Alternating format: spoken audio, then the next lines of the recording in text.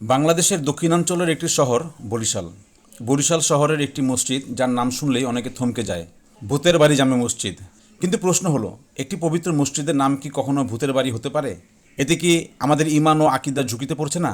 আসসালামু আলাইকুম ভিউয়ার্স, আজ আমরা জানব ভূতের বাড়ি জামে মসজিদের যাবতীয় রহস্য ও খুঁটিনাটি বিষয়সমূহ। আলোচনার এই পুরো সময়টা জুড়ে আপনাদের সাথে আছে আমি মোহাম্মদ নাজমুল হক, আর আপনারা দেখছেন নাজমুলস টেলিকাস্ট।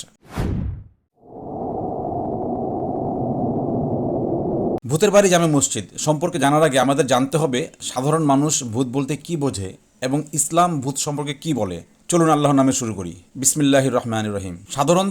সাধারণ মানুষ ভূত বলতে মনে করে মৃত মানুষের আত্মা এদিক সেদিক বা নির্জন ও অন্ধকারাচ্ছন্ন জায়গায় থাকে বা ঘুরে বেড়ানোকে বোঝে। কিন্তু সাধারণ মানুষের সেই ধারণাটা ইসলামের মূল ধারণা বা মূল বিশ্বাসের সাথে মেলে না। ইসলাম এই বিষয়টাকে একটু ভিন্নভাবে ব্যাখ্যা করে। চলুন এখন ইসলামের ব্যাখ্যাটা বোঝার চেষ্টা করি। ইসলাম অনুযায়ী মানুষ মারা গেলে তার আত্মা বরজাক বা মধ্যবর্তী জগতে চলে যায়।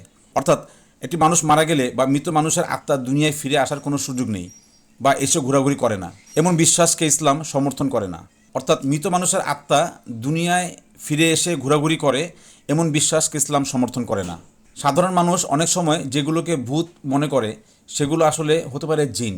জিন হলো আল্লাহর এমন এক সৃষ্টি যাদের মহান রাব্বুল আলামিন আগুন থেকে তৈরি করেছেন। তারা মানুষের মতোই বুদ্ধিমান, কিন্তু আমরা সাধারণত তাদের দেখতে পাই না। মানুষের মধ্যে যেমন ভালো মানুষ খারাপ মানুষ রয়েছে, অর্থাৎ ভালো খারাপ রয়েছে, ঠিক জিনদের মধ্যেও তেমনটি আছে। তেমনি কিছু দুষ্টু জিন মানুষকে ভয় দেখাতে পারে বা বিভ্রান্ত করতে পারে।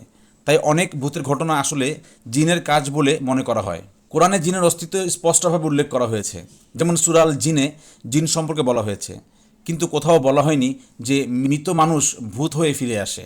শুধু এই আলোচনায় ইসলাম থেকে আমাদের জন্য তিনটি শিক্ষণীয় বিষয় রয়েছে। যেমন প্রথমত, মৃত মানুষের আত্মা ভূত হয়ে ফিরে আসে না। দ্বিতীয়ত, ভূতের অনেক ঘটনা আসলে জিনের কাজ হতে পারে।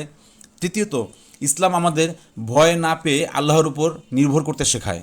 তাই বলাই যায় ভূতকে স্বীকৃতি দেওয়া বা ভূতকে স্বীকৃতি দেওয়ার মতো কাজ আমাদের ঈমান ও আকীদার উপর সরাসরি আঘাত আনতে পারে। আসুন মূল আলোচনায় ফিরে যাই। বাংলাদেশের বরিশাল শহরে অবস্থিত একটি মসজিদ স্থানীয়ভাবে ভূতের বাড়ি জামে মসজিদ নামে পরিচিত। অনেক বছর আগে এই জায়গাটি ছিল নির্জন, লোকমুখে প্রচলিত ছিল এখানে নাকি অস্বাভাবিক কিছু দেখা যেত। সেই থেকেই ধীরে ধীরে ভূতের বাড়ি নামটি ছড়িয়ে পড়ে, আর কালের বিবর্তনে সেটাই হয়ে যায় পরিচয়। ইসলামে ভূত বলে কোনো স্বীকৃত ধারণা নেই। মুসলিম উম্মাহ বিশ্বাস করে মানুষ মারা গেলে সে আর দুনিয়ায় ফিরে আসে না, বরং ইসলামে আছে জিন যারা আল্লাহর সৃষ্টি এবং আলাদা জগতে বসবাস করে। তাই ভূতের বাড়ির নামটি যা লোকমুখে পরিচিতি পেয়েছে সেটা মূলত কুসংস্কার থেকেই এসেছে, যার সাথে ইসলামের কোনো সম্পর্ক নেই। ইসলাম এমন একটা ধর্ম যেখানে কুসংস্কারের কোনো স্থান নেই। এখন প্রশ্ন হতে পারে, এই নাম কি শুধু একটি নাম, নাকি এর রয়েছে সুদূরপ্রসারী কোনো প্রভাব? উত্তর হলো হ্যাঁ, এর সুদূরপ্রসারী প্রভাব রয়েছে। কারণ এটা সরাসরি মুসলমানদের আকীদার উপর প্রভাব ফেলতে পারে। কারণ এতে মানুষ ভুল বা অলীক কোনো কিছুর উপর বিশ্বাস করতে শুরু করে। আবার আল্লাহর উপর ভরসার পরিবর্তে মানুষের ভেতর অদৃশ্য কল্পনার ভয় তৈরি হতে পারে, অথবা শিরক বা কুসংস্কারের দরজা খুলে যেতে পারে। রাসূল সাল্লাল্লাহু আলাইহি সাল্লাম আমাদের শিখিয়েছেন, সব ভয় শুধু আল্লাহর জন্য, কোনো ভূত বা কাল্পনিক শক্তির জন্য নয়। এই ধরনের নাম শুধু একটি মসজিদের সম্মান নষ্ট করে না, বরং পুরো সমাজে ভুল বার্তা পৌঁছে দেয়। ছোটদের মাঝে মসজিদ সম্পর্কে ভীতিকর ধারণা তৈরি হতে পারে। সূরা আল জিনে বলা হয়েছে, নিশ্চয়ই মসজিদগুলো আল্লাহর জন্য। তাই মসজিদের নাম এমন হওয়া উচিত যাতে সম্মান, পবিত্রতা ও ইসলামী ভাবধারা প্রকাশ পায়। তাহলে প্রশ্ন উঠতে পারে, এখন করণীয় কি?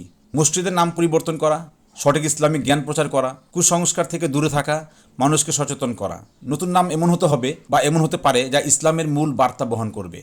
মসজিদ হলো আল্লাহর ঘর, এখানে ভয়ের নয় শান্তির অনুভূতি থাকা উচিত। তাই আসুন আমরা কুসংস্কার নয়, সত্যিকারের ইসলামী আকীদাকে শক্ত করি। এই নামটি নিয়ে আপনার মতামত কি কমেন্টে জানিয়ে যান। ভিডিওটি ভালো লাগলে লাইক ও শেয়ার করুন, আর এমন তথ্যমূলক ভিডিও পেতে চ্যানেলটি সাবস্ক্রাইব করুন। ভালো থাকুন, সুস্থ থাকুন ও নিরাপদে থাকুন।